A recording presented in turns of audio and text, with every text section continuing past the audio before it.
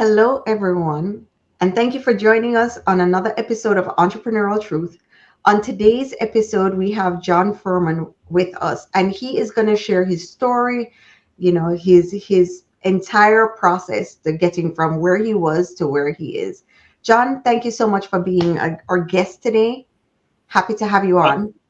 Oh, it's my pleasure. It's my pleasure. Awesome. Hopefully I can help. Oh, absolutely. Okay, so I'd love for you to start your journey. I know we spoke previously about you having this business. I want to kind of share that whole process with our audience. You're with LegalShield now, but this is not where you started. Can you just jump into No, that? sure. Oh gosh. I mean, I could go back to before you were born. Actually, probably before most of your viewers and listeners were born. But I got out of the military, and on a bet, someone bet me $10 that I couldn't get a job selling cars at a new car dealership. So I needed the $10. So I went on the interview, and 40 years later, I was still doing it. I enjoyed it. I actually became a trainer and was able to literally write books based on the experience to help more people than just those that I got in front of, which resulted in me being hired by a lot of different companies to speak to their people about what I wrote in the books. It was this crazy circle that I never imagined happening. And one of the companies that hired me was LegalShield. They wanted me to come and speak to their people at a convention, share a little bit of the insights from my books, which were mostly personal development, overcoming fears, setting goals, things like that. Anyway, when I would do a speaking engagement, obviously the first thing you do is you set the dates, get the contracts and all that stuff and the logistics out of the way. And then I would do a deep dive, do some research on the company so that I could tailor the speech to the audience so it made sense to them. And so I asked somebody to explain to me exactly what LegalShield was and what it did. And it literally took 3 people.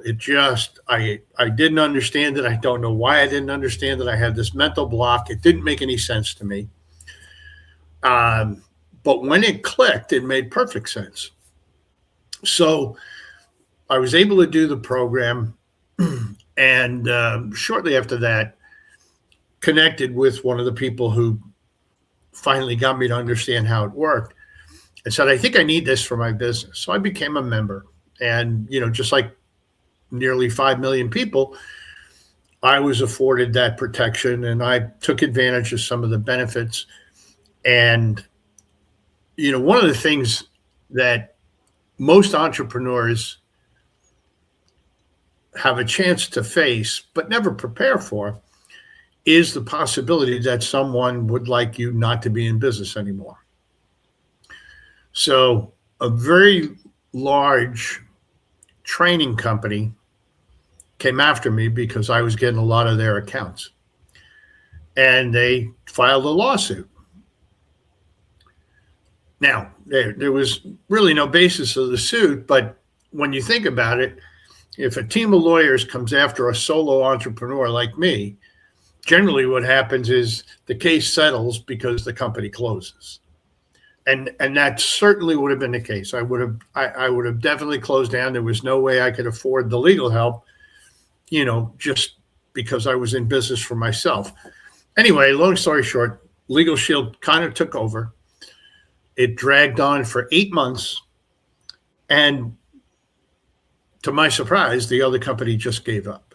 They literally said, sign this document that I had to promise I wouldn't say that I won or I wouldn't say that they lost. I just could say that they settled.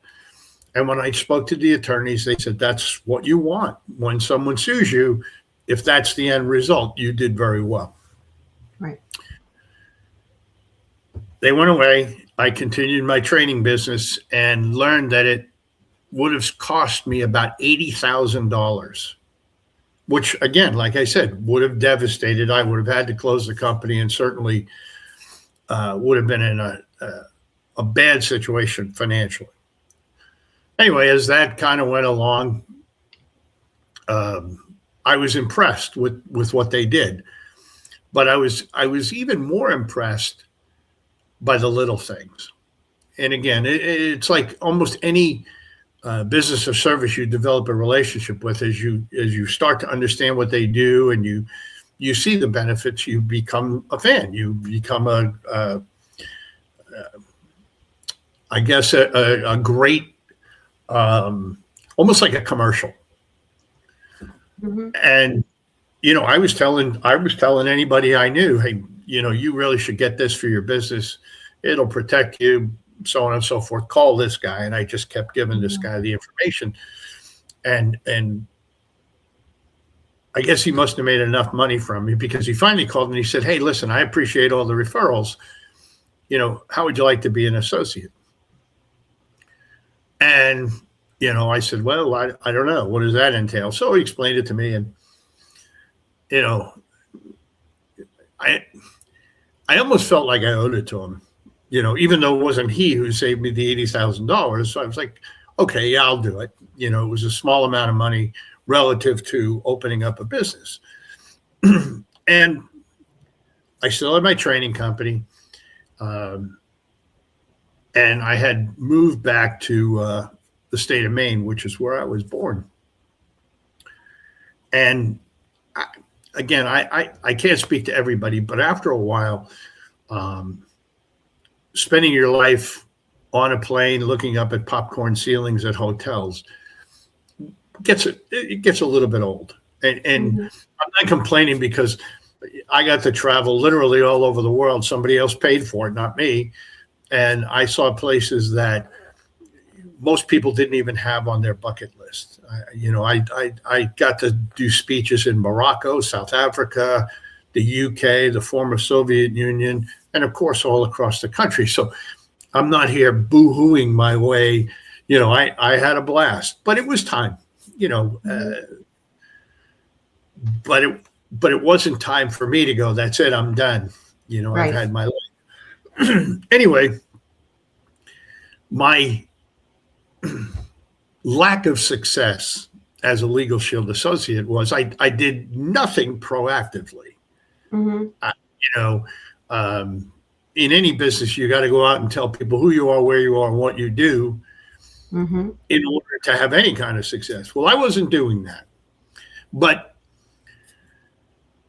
in light conversation, what else is going on? Oh, well, I just had to call my LegalShield attorney to help me with this. And invariably, someone would say, well, what's that? And I would give them like a 35-second explanation. And every now and then someone would go, well, can I have that? And I would sign them up. So, I was selling, oh my gosh, 2 to 3 memberships a year. It was right, because it wasn't your main. Yeah, right. It was so unsuccessful. Anyway, and it's hard to see on camera, which is really nice, but I have a body built for barbecue. And I enjoy barbecue. I think that it certainly is an American cuisine, if you will. And I met some people that do it competitively. And then I was like, can I help you do it competitively? And I went to a few competitions, and I watched, I don't know if you've ever been to a full-blown barbecue competition, but they're cooking, brisket that's this size and this, it's crazy.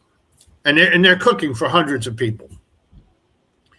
But I never envisioned myself doing that.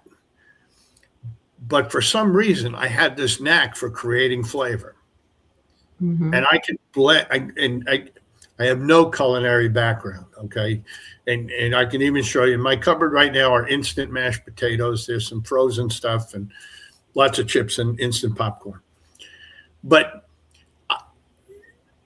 it's almost as if when I was writing, I would get an idea and I would be able to go for 8, 9, 10 hours in a day, nonstop at a keyboard. I could sit there and go, I think this would go with this. And I would start blending things up. And then I started cooking with them. And, people were like, what did you put on this? What did you put on this? I said, oh, it's just some stuff I made. And from that point, literally starting in my kitchen in Winter Harbor, Maine, which only had 450 people in it, I ended up having to move to South Carolina with the entire company. And we ended up selling and servicing 260 some odd stores up and down the East Coast, including supermarket chains. And we had a web business as well, all that stuff.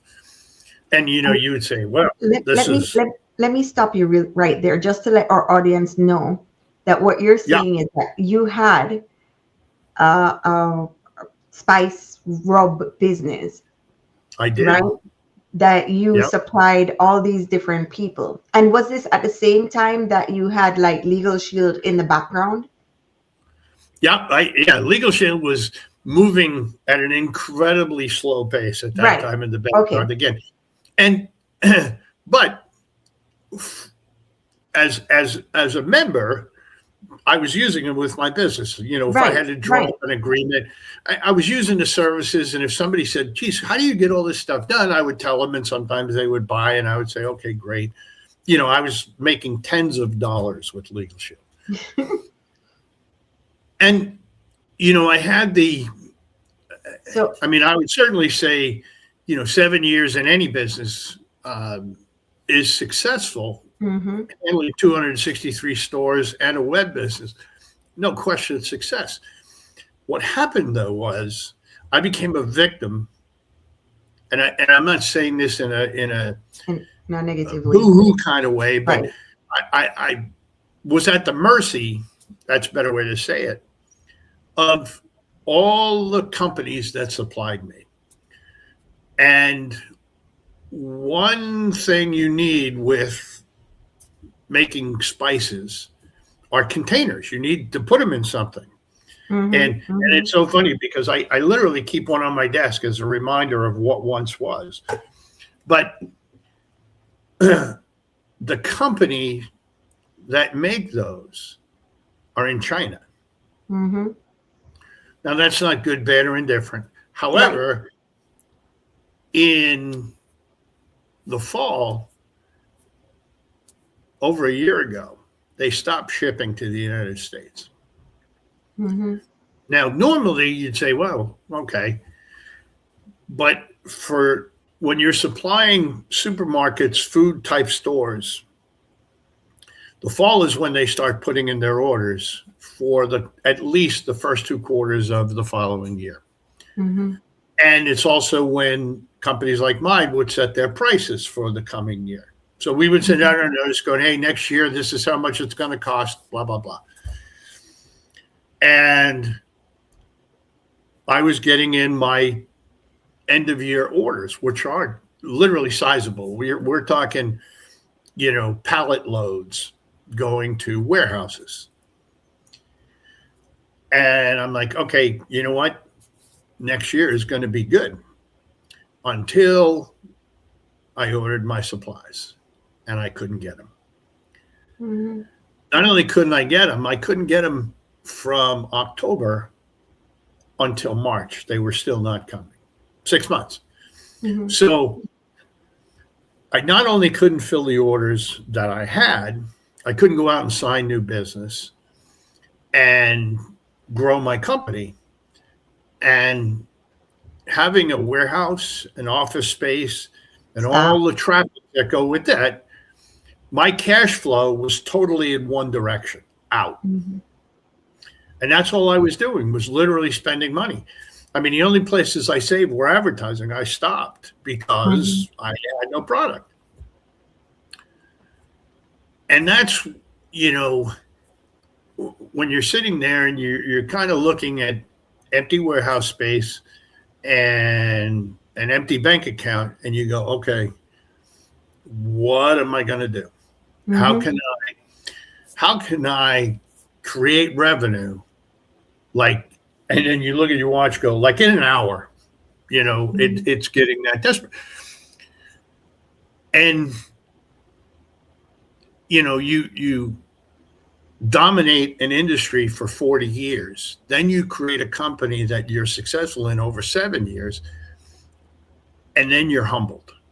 You're literally almost crushed to humility. And it's like, who am I going to ask for help? Mm-hmm. Mm-hmm. And especially when you spent much of your business life creating on your own, Right. right? And it's not like I had friends, I still have friends, but you know, how do you call them up and go, hey, listen, things are caving in. So I reached out. There's a fellow in LegalShield. He's one of their leaders, I guess would be the best way to describe him, because he's been incredibly successful. And over the years where I kept dipping my toe in, he'd call me up. Hey, I see, congratulations. You know, you sold one. Here's what's coming up, you know. And I'd, yeah. And I'd let him go. I had to call him. And it was one of the hardest calls I've ever made, even though he didn't see it that way. Mm-hmm. This man's picture should be in the dictionary next to patience. I mean, we're Wow. talking working with me and me not working for almost a decade. We never lost touch. I always took his calls. You know, I never said, "Oh yeah, I'm going to start rocking it right now." I'd come up with some excuse, or I'm really busy. And he always said, "Hey, I get it. When you're ready, we'll be ready." And I called him up and I said, "Listen, I'm in a bad way. I don't know what I'm going to do." And this was literally probably in December, you know, after 2 months. And after 2 months of no supplies, I still thought they were going to come in. So I had Mm-hmm. to come up with a strategy to keep the doors open. I said, here's what I need to do, you know, financially. Mm-hmm. Tell me what to do. I'll do it. You know, I have nothing left. Just tell me what to do. And he was very calm about the whole thing. He said, okay, the process doesn't change. You know, here's this, here's that. And, you know, one of the things that part of the process is contact two people a day. And that doesn't mean you give them a great pitch or you try and sell it. Just meet two people a day, because you never know what's going to happen. Mm-hmm. And even uh, in a desperate situation, you know, I'm sitting there going, come on, two Two people a day. people a day. Yeah. Come on. He goes, follow the process, follow the process, follow the process. And, you know, until he finally was like, look, are you going to debate me? You know, if you want, you know, and he hit me. He said, we'll compare tax returns anytime you want. I'm Mm-hmm. telling you what I did to get here. Two a day, two a day, two a day. Keep it simple. So I made the commitment. I said, all right, that's what I got to do. That's what I'm going to do. And literally went out on patrol.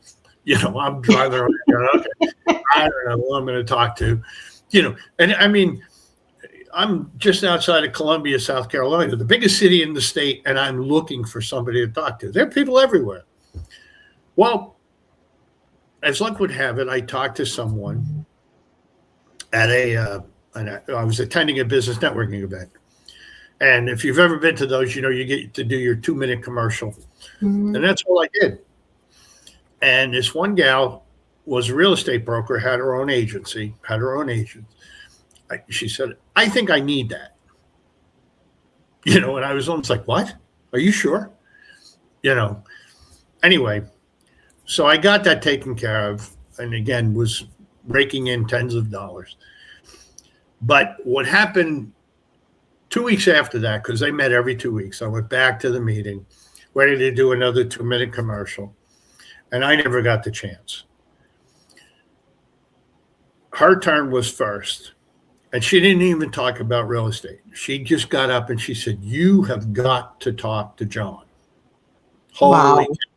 here's what happened. I had a situation, a closing blow up, and everybody was, and she goes, I picked up the phone.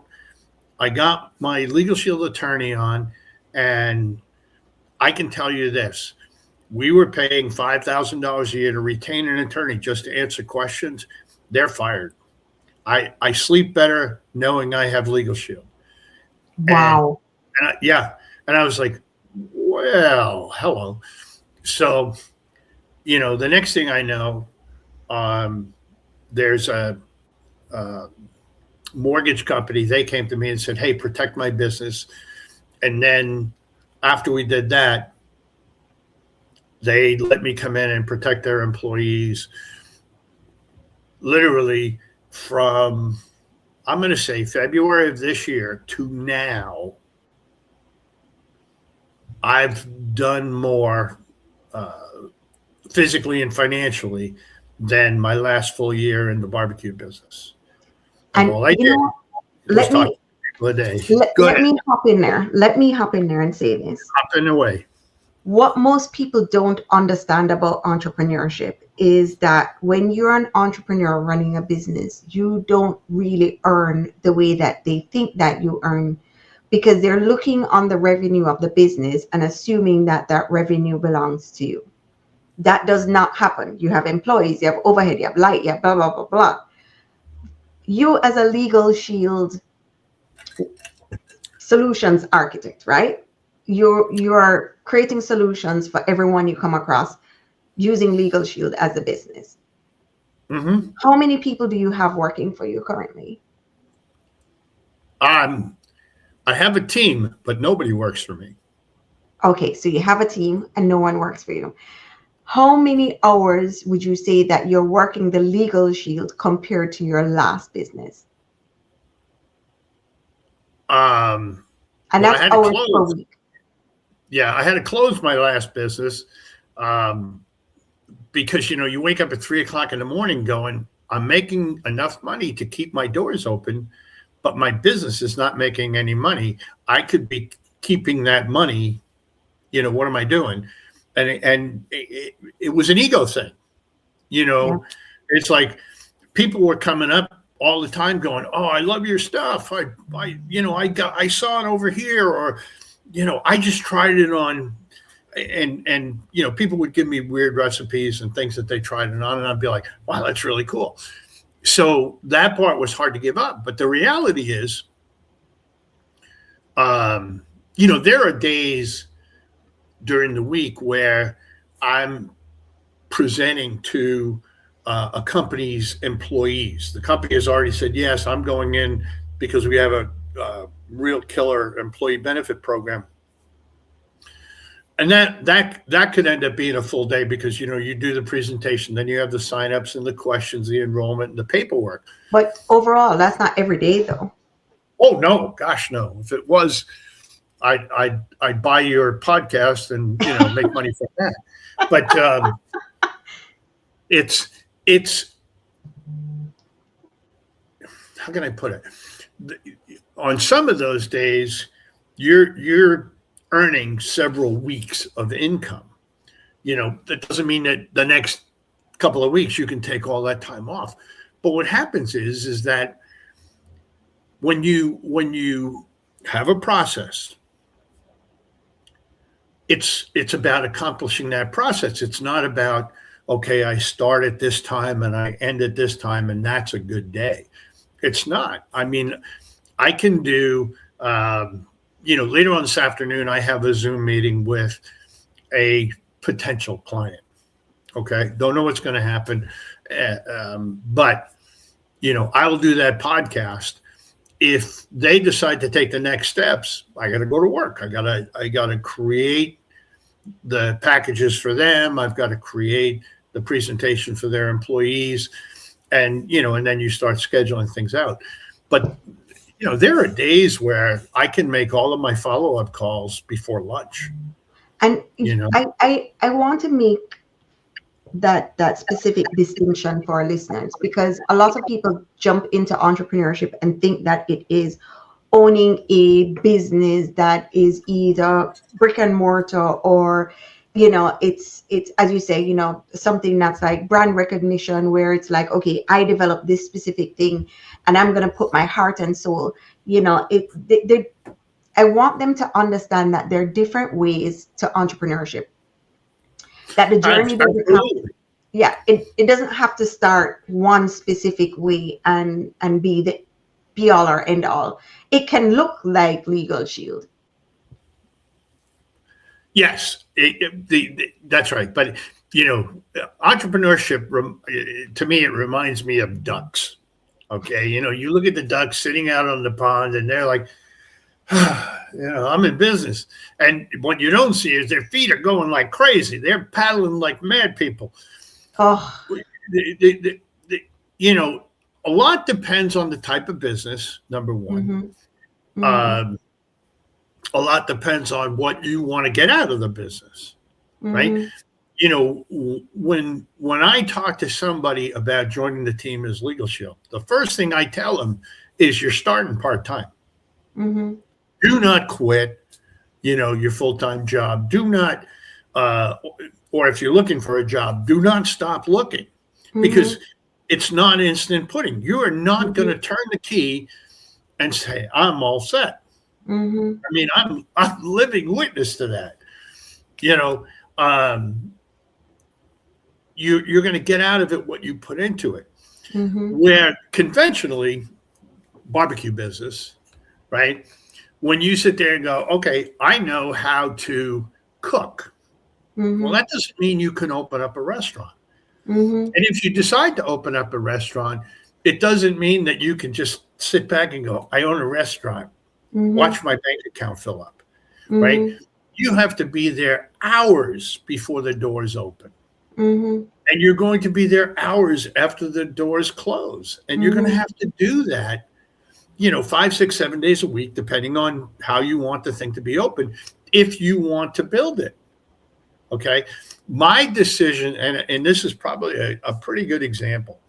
When I started the barbecue company, again, on my kitchen counter in Maine, that first year, and I was still doing training and stuff like that. But that first year, we ended up with 8 stores. Okay. And I think our profit for the whole year was like $1,600. So, people are patting me on the back going, wow, you own a barbecue company. And, I'm reaching into my pocket going, I hope I got enough for this coffee. And when do you know, how do you know? You say, okay, I got to walk away from corporate stuff. I have a company now. I had at least learned enough by then that you don't jump. Right? So I have been sending out samples. Literally, we grew the business. Every time I sold a bottle, I looked for somebody I could give one to for free, of someone of influence. And don't ask me how, but one of the bottles ended up in Las Vegas. And a guy in Las Vegas owned a subscription company. Like, you have, those meal boxes. Right. Like HelloFresh or one of those. Yeah, HelloFresh. Yeah, that's the one I was thinking of. So his only did like barbecue. So it wasn't a big box. It was very inexpensive. I think it was like $29 a month. And you would get a couple of barbecue products, some recipe cards, and maybe like a small barbecue tool. It might be a meat thermometer, or it might be a grill scraper, some stuff like that. So he contacts me and he says, would you be interested? I said, well, yeah, of course. Well, what would the pricing be? And we had to go back and forth on that. And I said, well, how many are we talking about? And he says, well, I would like these 2 flavors. And I said, okay. and I need 4,000 bottles of each.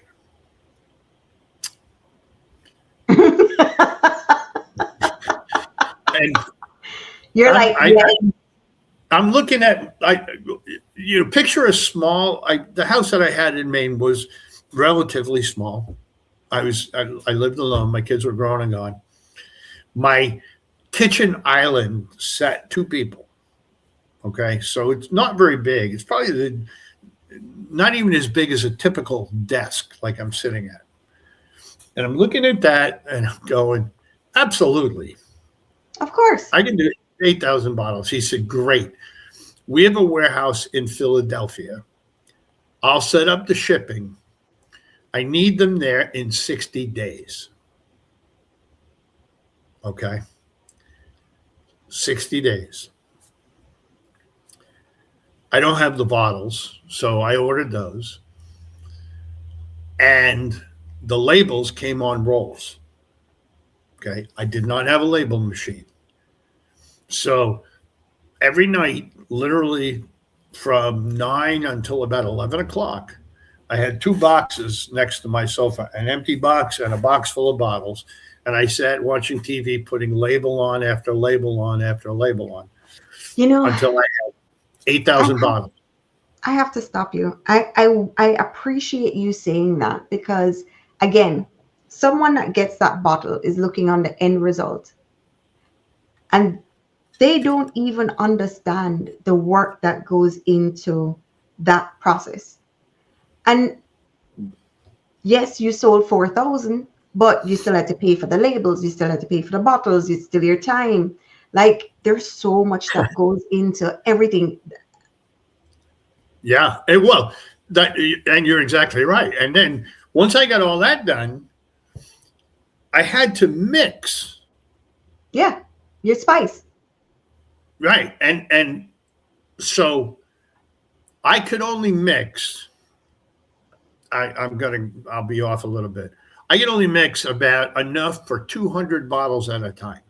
Because I didn't have a mixer. Okay. I had these giant heavy duty food grade plastic bags, and I had to dump the ingredients in, literally securely tie the bag and wrestle with it to mix it up. I'm literally spinning. I'm not kidding. No. Right? I'm laughing because I understand. Years ago, my husband and I tried a business like that, and I get it. Oh, yeah. And then I had to take the bottles on a little postal scale, about this big, 1 bottle at a time, put it on the scale, zero it out so it's calibrated, and with a funnel, fill up like 3 ounces at a time. Close it up, seal the bottle, put it in a box. I'm right there with you, feeling your pain. 4,000 times. Yep. Now, the only good thing was it allowed me to go, okay, no more on the road. I'm in this business now. This is what I do. And, because of the, hold on. I was going to say the profit, because of the overage I got, I was able to order more and do the same, and then literally hit the road. And at the end of that year, we had 40 stores. And then, then we started to get all of New England, and then we moved to South Carolina. But, there were days that, I never went around the clock. I was too old for that.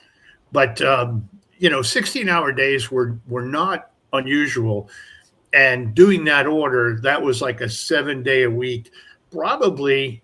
Well, we had to get it done in 60 days. So we were hustling, And when I say we, I mean my left hand and my right hand. We,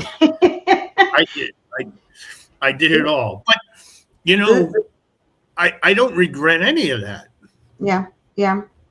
And it's part of the process, right? Because had you not gone through that, you wouldn't be here now speaking about what it is you're doing and being able to supply information and advice to other entrepreneurs out there. And what I love about your story, your journey, is that it's so colorful. You know, you started at one point and you're here at another point, but a lot of people are scared to acknowledge that it's not just you start something and then you end at this destination and it happens overnight, and if it doesn't, then you're a failure. It is literally a plethora of things that you go through to end up where you're going to be. You know. Absolutely. The one thing I've learned over the years, and even when I was way back doing sales training, I teach people there's a gigantic difference between failing and failure. Mm-hmm. Failing is an event. This happens, right? You didn't get the sale, or you didn't pay your bill, or you didn't make what you wanted to make. Failure is when you let that pile up and you quit. Mm-hmm. And that was, you know, the tie-in to, like you said, from where I was to where I am now with LegalShield was I didn't quit. I could have just as easily talked to my mentors and the people that were trying to support me and go, that's it, I'm done, leave me alone.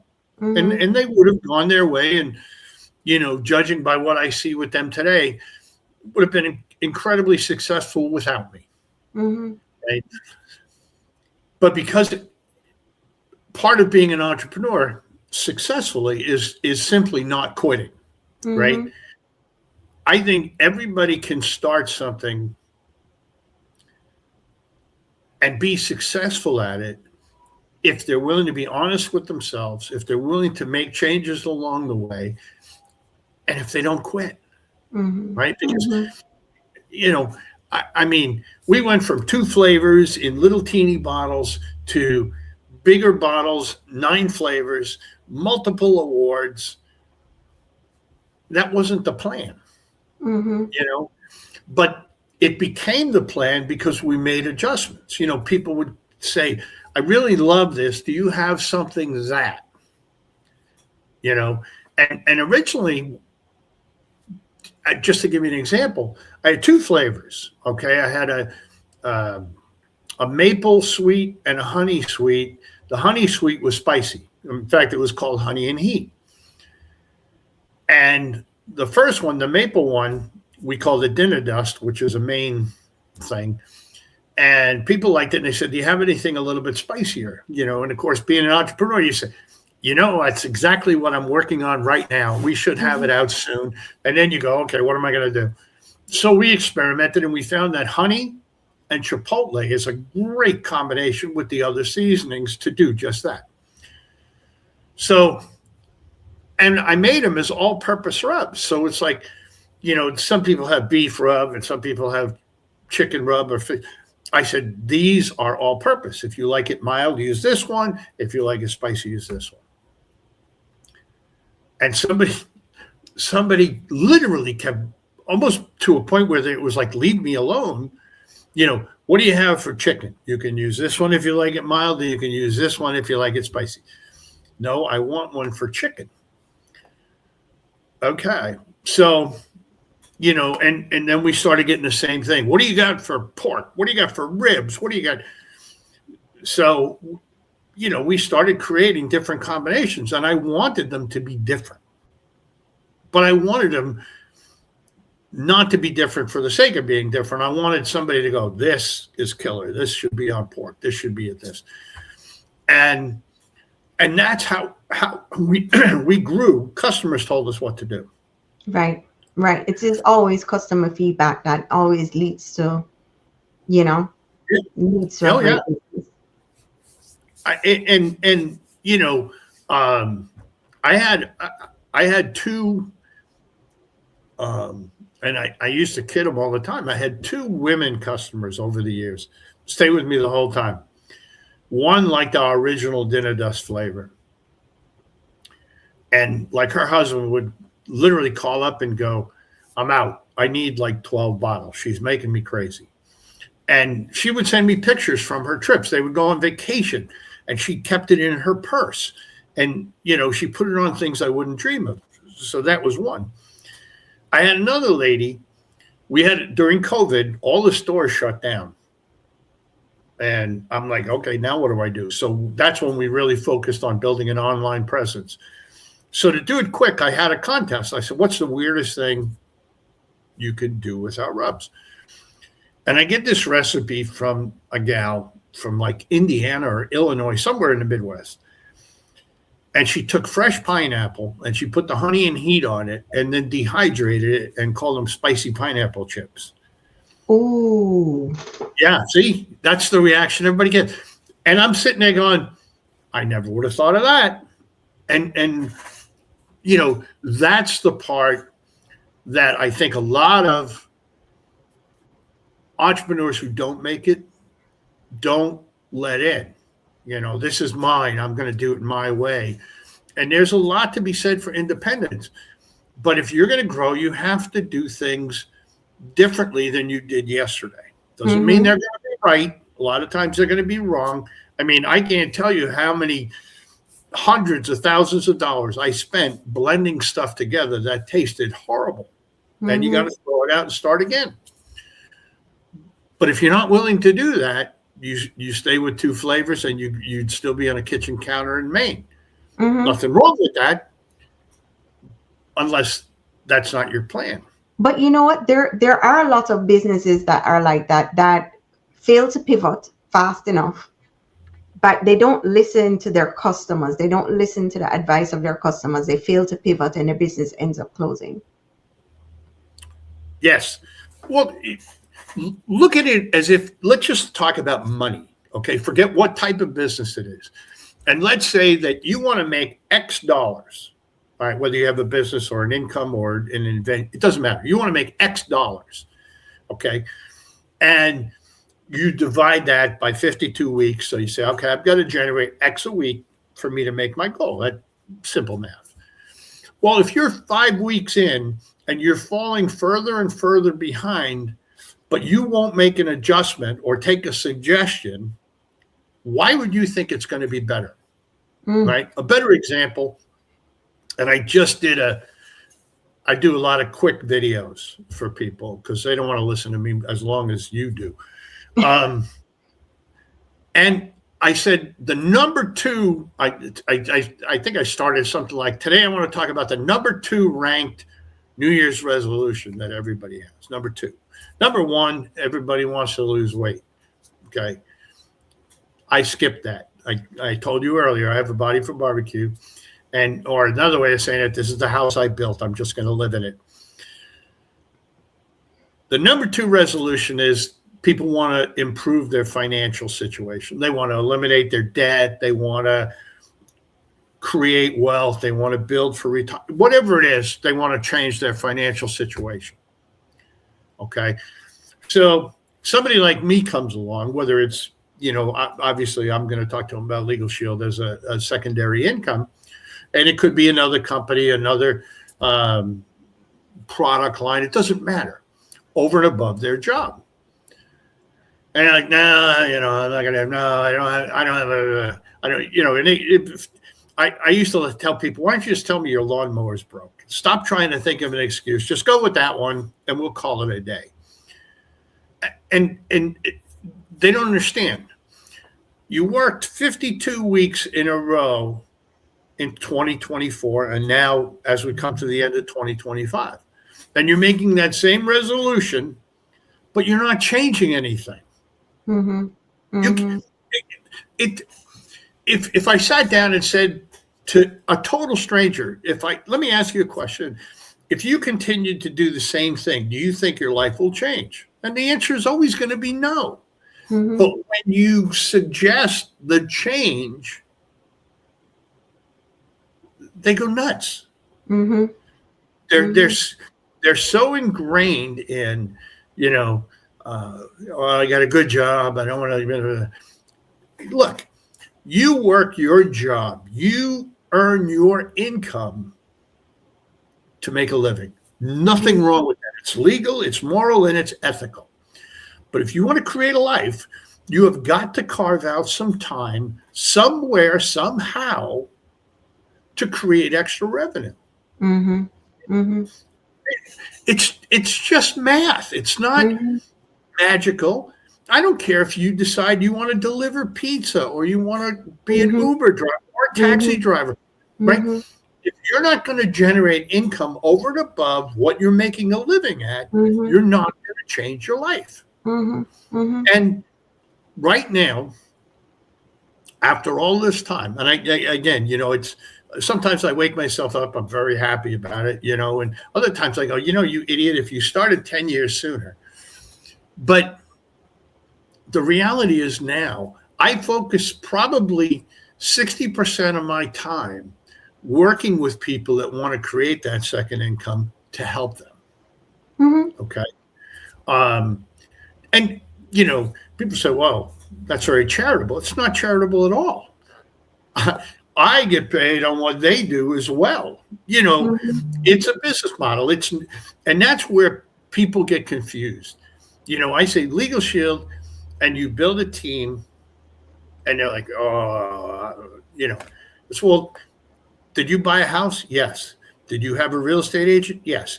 Do you know that agent works for a broker? Mm-hmm. Well, yeah. Okay. Well, that broker, if he's smart or she's smart, has gone out and got a whole bunch of agents. And they're all out there trying to sell houses or help people buy houses so that they can make money. Yeah. Mm-hmm. Okay. What does the broker do? The broker gets paid. Okay. Over what all these agents are doing. If you go in the insurance business, an insurance broker opens up a brokerage and then hires agents and says, okay, you guys go out and do all the work, Mm-hmm. and I'll get paid.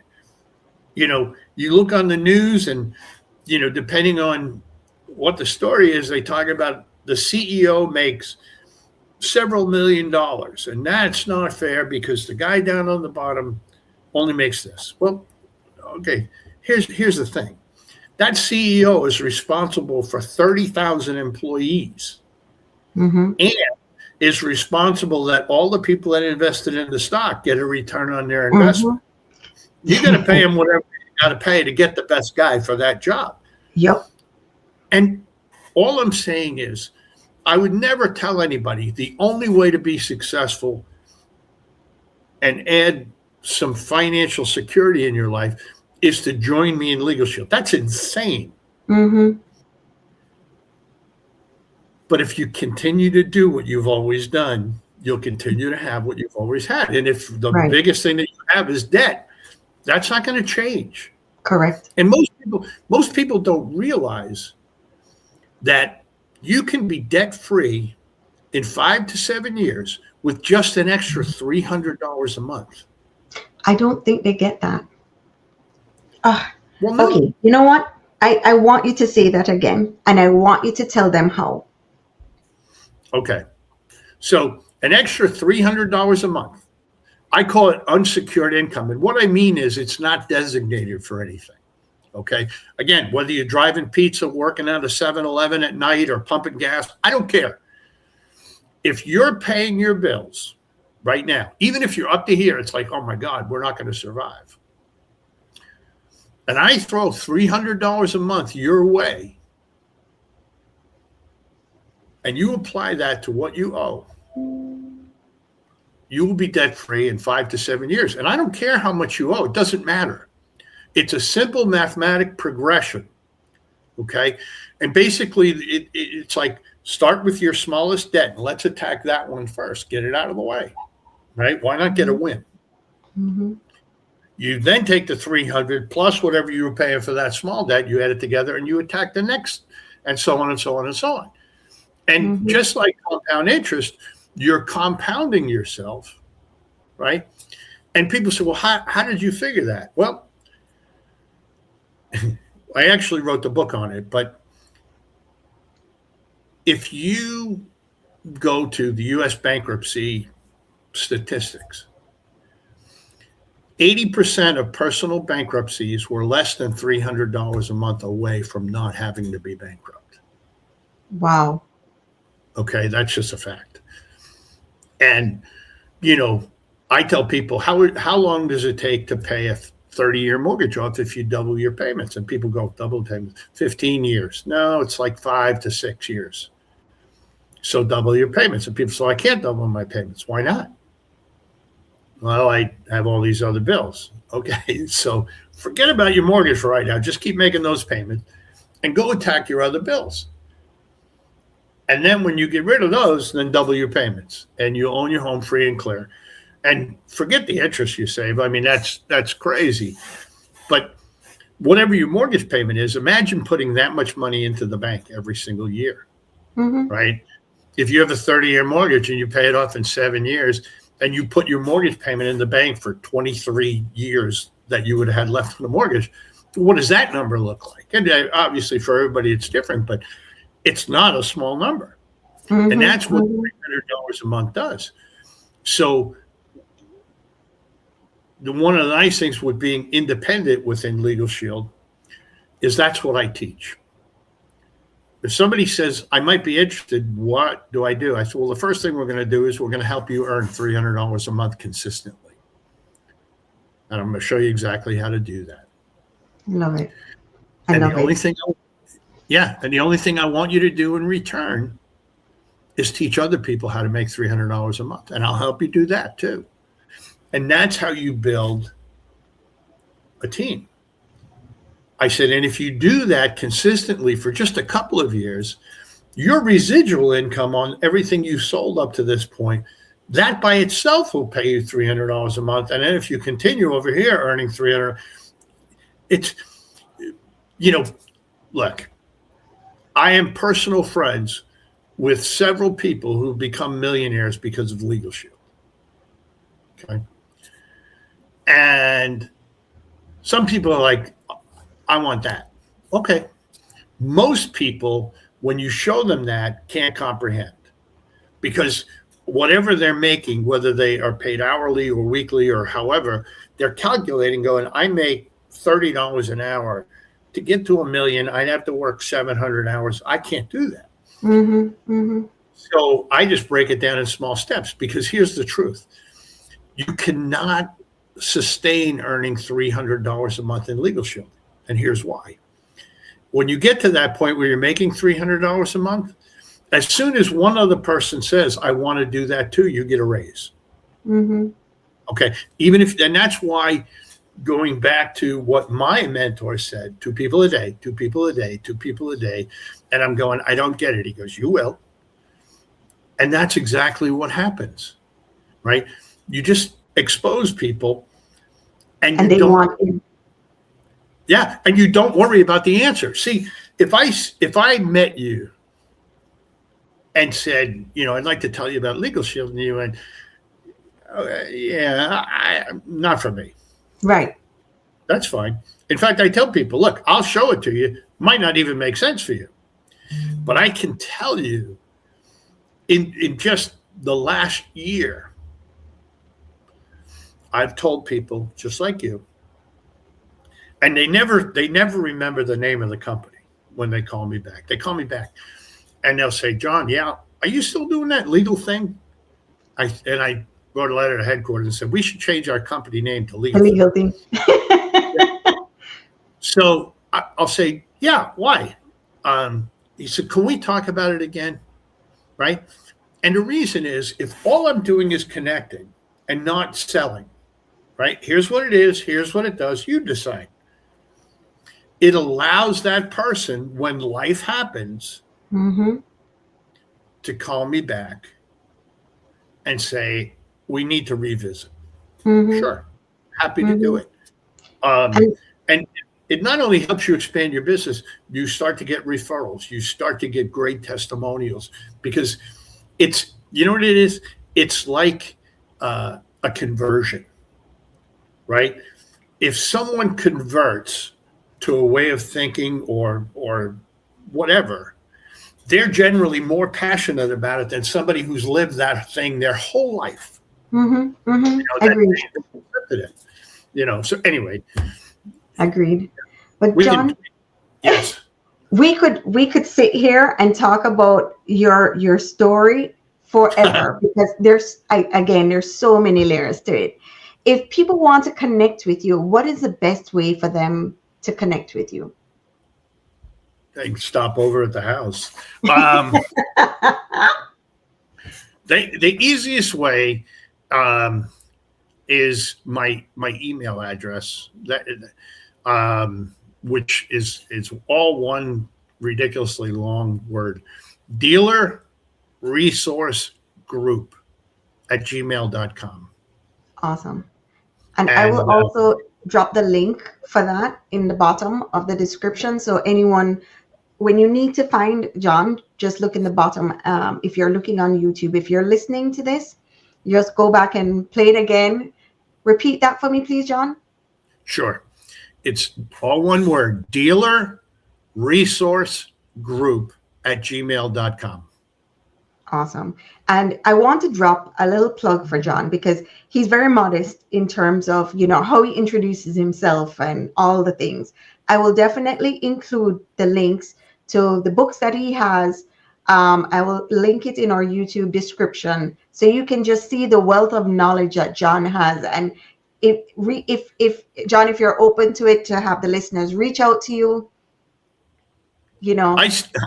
I still get emails from a book that I wrote in 1996. So please, every now and then I need that pat on the back. But yes, they can certainly do that. Awesome. Awesome. And is there any other way to connect, or is that the best way for them to connect? That's probably the best. I mean, if they wanted to do a Zoom meeting, I've got Calendly, the one I'm talking about. Yep. Yep. So it's calendly.com/dealer resource group. And Perfect. they can go in there, and you know how it works. They can schedule a time, and we'll be happy to talk to them. Perfect. John, thank you so much for coming on today.